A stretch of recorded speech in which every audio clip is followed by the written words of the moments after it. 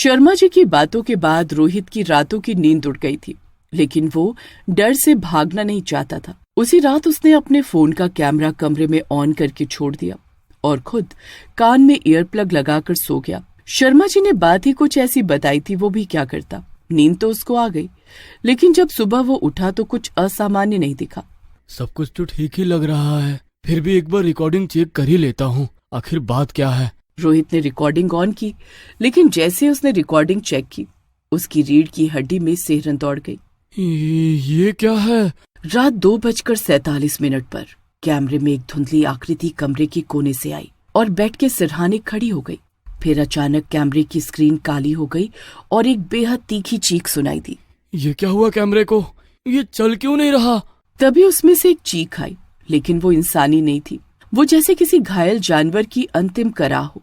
लेकिन रोहित ने तय किया कि अब उसे गली वालों से और जानकारी लेनी होगी। उसने शर्मा जी की बहन सविता दी से बात की, जो वर्षों पहले उसी गली में जन्मी थी। दी, मैंने कल रिकॉर्डिंग में सुना और देखा, एक भयानक आकृति दिखाई दी। शर्मा अंकल ने मुझे चेतावनी तो दी थी, लेकिन क्या है ये सब तो बताया ही नहीं। सविता दी ने कांपते स्वर में बताया, मैं उस लड़के को जानती थी, नाम था रघु। वो दिन में शांत रहता था, लेकिन रात में जैसे उसे कुछ पकड़ लेता था। हम बच्चों को उसके घर जाने से मना किया गया था। कहते हैं वो दीवारों पर अपनी उंगलियों से खून में कुछ लिखता था। मैं नहीं मरा हूँ। फिर क्या हुआ दी? उसके जाने के बाद कई लोग गायब हुए। किसी को घर के पीछे की नाली से खून बहता दिखा। किसी ने रात के 2 बजे किसी बच्चे के कदमों की आवाज सुनी। रोहित ने सविता की बातें सुनी। उसको बहुत डर भी लगा, लेकिन फिर रोहित ने अब उस घर की छत पर जाने का निश्चय किया, जहाँ कोई नहीं जानता था। छत पर घास उगी थी और बीच में एक जले हुए काठ का टुकड़ा पड़ा था, जैसे किसी ने वहाँ किसी को जलाया हो। ऐसा लग रहा है सालों से यहाँ कोई नहीं आया है, इतनी गंदगी है यहाँ। तभी उसकी नजर छत की दीवार पर पड़ी। छत की दीवार पर खून से लिखा था, जिसने मुझे देखा वो कभी नहीं बचा। अचानक रोहित को लगा कि किसी ने पीछे से उसकी गर्दन छुई। कौन है यहाँ? वो पलटा, लेकिन वहाँ कोई नहीं था। छत की हवा अचानक भारी हो गई, जैसे किसी अदृश्य ताकत ने उसे थाम लिया हो। हवा इतनी तेज थी कि चीजें हिलने लगी। रोहित नीचे भागा। उसको बहुत डर लगा। उस दिन के बाद रोहित ने दिन में कई बार दरवाजा खुद खुलते देखा। चीजें अपनी जगह से हट जाती और सबसे अजीब, उसके मोबाइल में रघु नाम की एक फोटो खुद ब खुद सेव हो गई थी। जो भी है, सामने क्यों नहीं आते?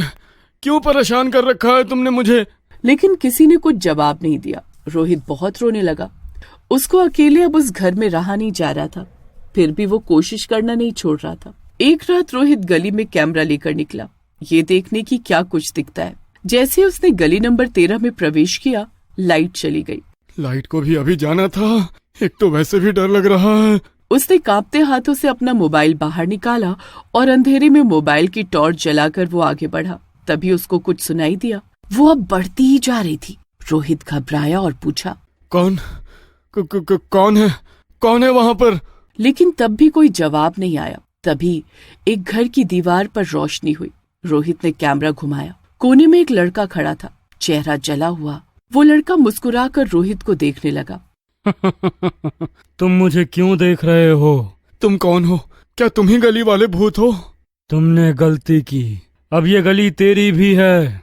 और फिर वो भागा नहीं, वो धीरे धीरे दीवार में समा गया। अब हर रात रोहित को कोई उसके कान में फुसफुसाता, तू अकेला है, अब ये गली तुझसे बात करेगी। बत्तियां झपकती, फ्रिज से पानी नहीं खून टपकता। रोहित बहुत परेशान रहने लगा। वो मुझे मार देगा, मैंने उसको छोड़ दिया है। रास्ते में रोहित को जाते हुए शर्मा जी ने देखा तो शर्मा जी ने रोहित को बताया कि तुम्हें पता है रोहित, गली नंबर 13 की जमीन पर पहले एक बाल मनोचिकित्सा केंद्र था, जिसे बाद में बंद कर दिया गया, जहां बच्चों पर मानसिक प्रयोग होते थे। रघु उनमें से एक था। उसे दवाइयों के जरिए मानसिक रूप से बेकाबू बना दिया गया था। जब संस्था बंद हुई तब उसे गली में छोड़ दिया। मतलब आप ये कहना चाहते हैं कि गली वाला भूत वो रघु है? वो इस गली की आत्मा है। अब अगर किसी को वो गली में अकेला पा ले तो उसका शरीर ले लेता है। अच्छा है उससे दूर रहना। रोहित अब और डर गया। उसको लगा जैसे रघु अब उसको छोड़ेगा नहीं। तो रोहित ने तय कर लिया कि अब वो भागेगा उसने एक रात बैग पैक किया, टैक्सी बुक की और निकलने ही वाला था कि लाइट चली गई। एक तो बात बात पर लाइट चली जाती है। उसका फोन फटाफट फुल ब्लैक हो गया, जैसे किसी ने सिग्नल चूस लिया हो। फिर उसके कमरे का आईना चटक गया और वहां लिखा था, अब देर हो चुकी है। मैं थक गया हूँ ऐसे डर डर के, या तो मुझे मार दो या तो मुझे छोड़ दो। अगले दिन सुबह गली नंबर 13 में मकान नंबर 51 का दरवाजा खुला मिला। अंदर कोई नहीं था। रोहित का सामान वहीं पड़ा था, जैसा वो पैक करके घर से भाग रहा था। लोगों ने उसका फोन चेक किया तो उसके फोन में आखिरी वीडियो चला मिला, जिसमें रोहित खुद से बात कर रहा था, लेकिन उसकी आवाज नहीं थी। बस एक बच्चा कह रहा था, अब ये मेरा है, अब ये मेरा है। गली नंबर 13 में आज भी मकान नंबर 51 का दरवाजा हर रात अपने आप खुलता है। मैंने तो उसको पहले ही समझाया था, लेकिन वो माना नहीं। उसे पहले ही भाग जाना चाहिए था। खैर, अब तो जो हुआ वो हुआ। सुनते हैं भाई, हर रोज सुनते हैं। और अगर आप बहुत ध्यान से सुने तो किसी बच्चे की धीमी आवाज सुनाई देगा। तुमने मुझे धोखा दिया, अब मैं भी तुम्हें देखूंगा। गली नंबर 13 एक बार फिर शांत दिख रही थी, केवल दिख रही थी। अब उस मकान में कौन रहता है? अभी तो कोई नहीं। मकान नंबर 51 पिछले 2 महीने से खाली था। रोहित के गायब होने के बाद कोई उस ओर देखता भी नहीं था। लेकिन फिर एक दिन विक्रम, एक अकेला पत्रकार, वो घर किराए पर लेने आया। इतनी सस्ती जगह शहर में कहाँ मिलेगी? मकान मालिक ने बिना कोई सवाल किए चुपचाप चाबी दे दी। केवल एक बात कही, दरवाजे बंद रखना और गली में देर रात मत घूमना। वैसे भी वो तो मुझे ना भी बोलते तो भी मैं करता। विक्रम हंस दिया उनकी बात पर। उसे भूत प्रेत जैसी बातों पर यकीन नहीं था। वो कैमरा, लैपटॉप और कुछ किताबें लेकर घर में शिफ्ट हो गया। उसे क्या पता था कि इस गली में केवल घर नहीं मिलते, गायबियां भी मिलती हैं। पहली रात ठीक बीती, लेकिन दूसरे दिन शाम से ही मकान नंबर 51 में कुछ अजीब लगने लगा। कमरे की दीवार पर अचानक नमी बन गई। उसने हाथ लगाया तो दीवार गीली नहीं, गर्म थी। ये दीवार इतनी गर्म कैसे है? रात को जब वो सोने गया तो बिस्तर पर लेटते ही उसे लगा कोई उसके कान में सांस ले रहा है। वो उठा, कोई नहीं था। लाइट चालू की। कमरे की एक दीवार पर हल्की सी लकीर दिखी, जैसे खून से लिखा हो, तू भी नहीं बचेगा। मुझे लगता है कोई मुझे यहाँ से भगाना चाहता है, लेकिन मैं भी देखता हूँ कौन भगा पाता है मुझे यहाँ से। पत्रकार होने के नाते विक्रम के पास एक पुराना कैमरा था, जो रात में इंफ्रारेड रिकॉर्डिंग करता था। उसने मजाक में कमरे में कैमरा फिट कर दिया। अब देखता हूँ कौन भूत है, कल पर्दाफाश करता हूँ इसका। बड़ा आया मुझे डराने वाला। विक्रम कैमरा फिट करके आराम से सोने चल देता है, जैसे उसको पता हो कि वहां कोई भी नहीं है। रात को 3:12 पर कैमरे में कुछ हलचल दिखी। एक बच्चा जो छत से उल्टा लटक रहा था, विक्रम के ऊपर मंडरा रहा था।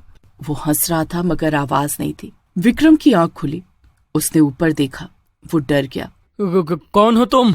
तभी अचानक कैमरे की स्क्रीन फटी और एक जोरदार चीख गूंजी। कौन है यहाँ? तुझे तो मैं अभी बताता हूँ। ये करते करते सुबह हो गई। विक्रम अब गुस्से में था। उसका कैमरा जल चुका था। विक्रम ने उस गली और मकान के बारे में गूगल पर खोजबीन की। तभी उसे एक पुराना ब्लॉग मिला। मैं मकान नंबर 51 में था, रोहित। ब्लॉग में डरावनी घटनाओं, बच्चों की आवाज और एक रघु नाम के भूत का जिक्र था। ये कैसे बच्चे का जिक्र कर रहा है? वैसे ही बच्चा तो मैंने भी देखा था। अंत में लिखा था, अगर कोई इस घर में आता है तो उसे बताओ कि भूत को डराकर भगाया नहीं जा सकता, ये उसकी गली है। और फिर स्क्रीन ब्लिंक हुई। ब्लॉग अपने आप डिलीट हो गया। विक्रम अब रात को गली में निकलता था, पर हर बार उसे लगता जैसे कोई उसका पीछा कर रहा हो। एक बार उसने मोबाइल से फोटो खींची। फोटो में उसके पीछे एक जली हुई बच्चे की आकृति खड़ी थी। ये तो सच में भूत है। वो भागा, मगर उसके पीछे बच्चों के चिल्लाने की आवाजें आने लगी। हमें मत छोड़ो, हमें भी ले चलो।